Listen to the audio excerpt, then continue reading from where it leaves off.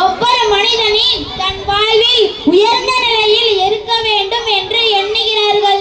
ஆனால் அதற்கு பெரிதும் உதவியாக இருப்பது கல்வியே என்று ஒரு சாராரும், செல்வமே என்று மற்றொரு சாராரும் இங்கு தங்கள் கருத்துக்களை கூற வந்துள்ளனர். என்னதான் சொல்றாங்கன்னு பார்ப்போம். முதலாவதாக கல்விதான் சிறந்தது என்று பேச வருகிறார் முனைவர் இசைப்பிரியா. வாழ்வில் முன்னேற பெரிதும் தேவை கல்வியே தீர்வை கூறப்போகும் நடுவரையா அவர்களுக்கும் எங்கள் கருத்துக்கு எதிர்கருத்து கூற முடியாமல் திணற போகும் எதிரணியினருக்கும் மற்றும் உள்ள பெரியோர்களுக்கும் எனது சிறந்தாழ்ந்த வணக்கத்தை தெரிவித்துக் கொள்கிறேன்.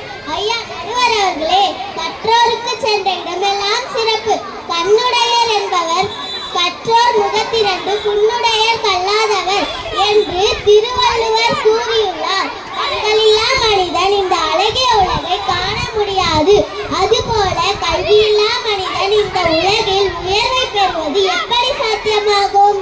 தகடு மன்னன் அதியமானை பற்றி தாங்கள் எல்லோரும் அறிந்ததே. அவர் என்ன செய்தார்?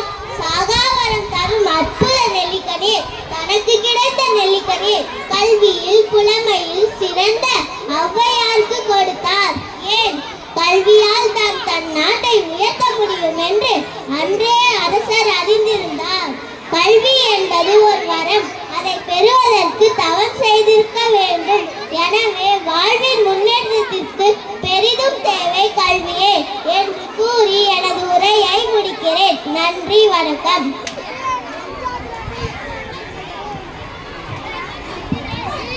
அருமை அருமை. கல்விதான் என்றும் நிலத்திற்கும் தனது வாதத்தை முடித்த இசைப்பிரியாவிற்கு வாழ்த்துக்கள். அடுத்ததாக செல்வமே சிறந்தது என்ற தலைப்பில் பேச வருகிறார் பேராசிரியர் குணா. அனைவருக்கும் வணக்கம். மதிப்பிற்குரிய நடுவர் அவர்களே வணக்கம். அருளில்லாருக்கு அவ்வுலகம் இல்லை, பொருளில்லாருக்கு இவ்வுலகம் இல்லாகி அங்கு என்று திருவள்ளுவரே கூறியுள்ளார். பொருள் இல்லாதவருக்கு இவ்வுலகம் இல்லை. வெறும் கல்வியை மற்றும் வைத்துக் கொண்டு நம்மால் எதையும் பெற்றுவிட முடியாது. அந்த கல்வியை பெறுவதற்கு என்று பல லட்சங்கள் செலவு செய்ய வேண்டியுள்ளது. எல்கேஜி படிப்பதற்கு லட்சக்கணக்கில் பணம் கேட்கிறார்கள். காசேதான் கடவுளடா, அந்த கடவுளுக்கும் இது தெரியுமடா என்று கடவுளை பார்ப்பதற்கு கூட பணம் இருந்தால் கருவறைக்கு அருகில் நின்று தரிசிக்க வழி கிடைக்கிறது. எனவே நடுவர் அவர்களே, வாழ்விற்கு மிகவும் அவசியம் செல்வமே செல்வமே என கூறி எனது வாதத்தை முடித்துக் கொள்கிறேன். நன்றி, வணக்கம். கல்வி பெறுவதற்கே காசு தேவைப்படுகிறது என்று செல்வத்தின் தேவையை பற்றி குணாவிற்கு வாழ்த்துக்கள். அடுத்ததாக கல்வியே சிறந்தது என்று கூற வருகிறார் பேராசிரியர் சமுத்ரா. நடுவர் அவர்களுக்கும் அனைவருக்கும் எனது வணக்கத்தை தெரிவித்துக் கொள்கிறேன். காசு இருந்தால்தான் கல்வியை வாங்க முடியுமா? நம் தரமான அரசு பள்ளிகள் இல்லையா? அறிவியல் ஆய்வகம், கணினி ஆய்வகம், ஸ்மார்ட் போர்டு வசதி, சிறந்த தரமான வகுப்பறைகள், உயர்கல்வி பயின்ற சிறந்த ஆசிரியர்கள் போன்ற அனைத்து வசதிகளும் நம் அரசு பள்ளியில் உள்ளன. படிக்காத மேலே காமராசர் கல்வியின் அருமையை உணர்ந்துதான் நமக்கு அரசு பள்ளிகளை விலையில்லா புத்தகம், சீருடை, மத்திய உணவு போன்றவற்றை ஏற்படுத்தி கொடுத்துள்ளார். மக்களாகிய நாம் தான் அதை பயன்படுத்திக் கொள்ள வேண்டும். ஒருமைக்கண் தான் கற்ற கல்வி ஒருவருக்கு எளிமையும் ஏமாப்புடைத்து. நாம் கற்கும் கல்வியானது நமக்கு 7 பிறவிக்கும் பயனளிக்கும் என்று வள்ளுவ பெருந்தகை கூறியுள்ளார். எனவே கல்வியே சிறந்தது சிறந்தது சிறந்தது என்று கூறி எனது வாதத்தை முடிக்கிறேன். நன்றி, வணக்கம். அருமை அருமை. வாழ்த்துக்கள் சமுத்ரா அவர்களே. அடுத்ததாக செல்வமே என்ற தலைப்பில் மோனிஷா அவர்களை பேச அழைக்கிறேன். அனைவருக்கும் வணக்கம். நடுவர் அவர்களே, எதிர் அணியினர் கல்விதான் சிறந்தது சிறந்தது என்று கூறுகிறார்களே, கல்வியை மட்டும் வைத்துக் கொண்டு வாழ்க்கை நடத்த முடியுமா? எங்கே உழவர் சந்தைக்கு சென்று, ஐயா நான் ஒரு பேராசிரியர், எனக்கு ஒரு வாரத்துக்கு தேவையான காய்கறிகளை தாருங்கள் என்று கூறுங்கள். கடைக்காரர் தங்களை பைத்தியம் போல் பார்ப்பார். எங்கே பேருந்தில் ஏறிக்கொண்டு, ஐயா நான் ஒரு மருத்துவர், என்னை சென்னையில் விட்டு விடுங்கள்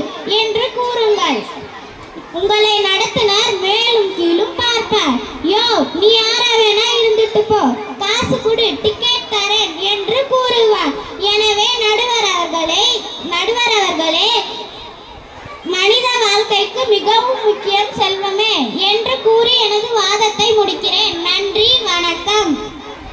நகைச்சுவையாக செல்வத்தின் தேவையை பற்றி கூறிய பேராசிரியர் மோனிஷாவிற்கு வாழ்த்துக்கள்.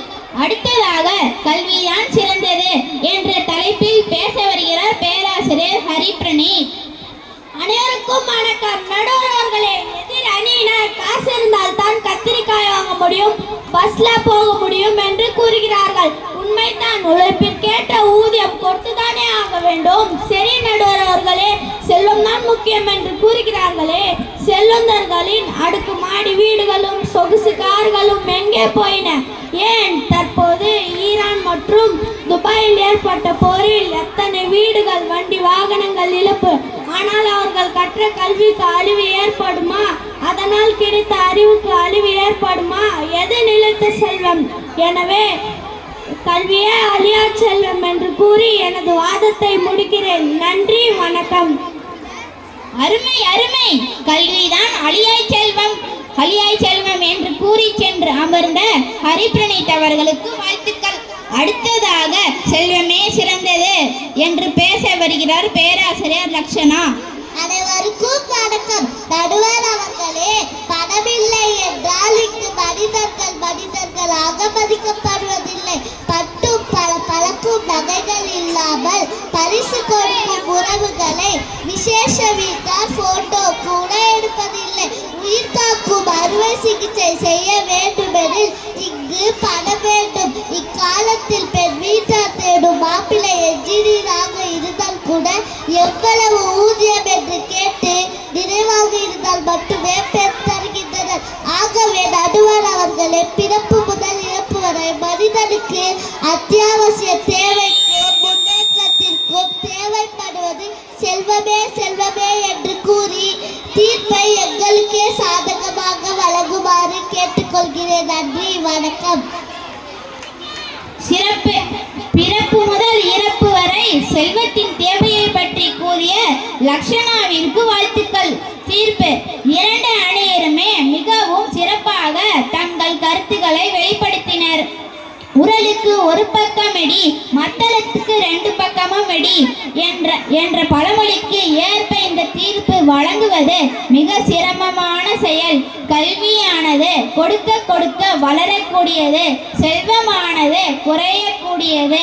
செல்வம் மனிதர்களுடைய ஏற்றத்தாழ்வை ஏற்படுத்தி பிரிக்கக்கூடியது, கல்வியானது சமத்துவத்தை வளர்க்கக்கூடியது. செல்வம் நிலையற்றது, அழியக்கூடியது. ஆனால் கல்வி என்றென்றும் நிலைத்து நிற்பது, மனிதனுக்கு மென்மையை தருவது. கற்கை நன்றே, கற்கை நன்றே, பிச்சை புயினும் கற்கை நன்றே. ஒரு மனிதன் பிச்சை எடுத்தாவது கல்வியை கற்றுக்கொள்ள வேண்டும் என்று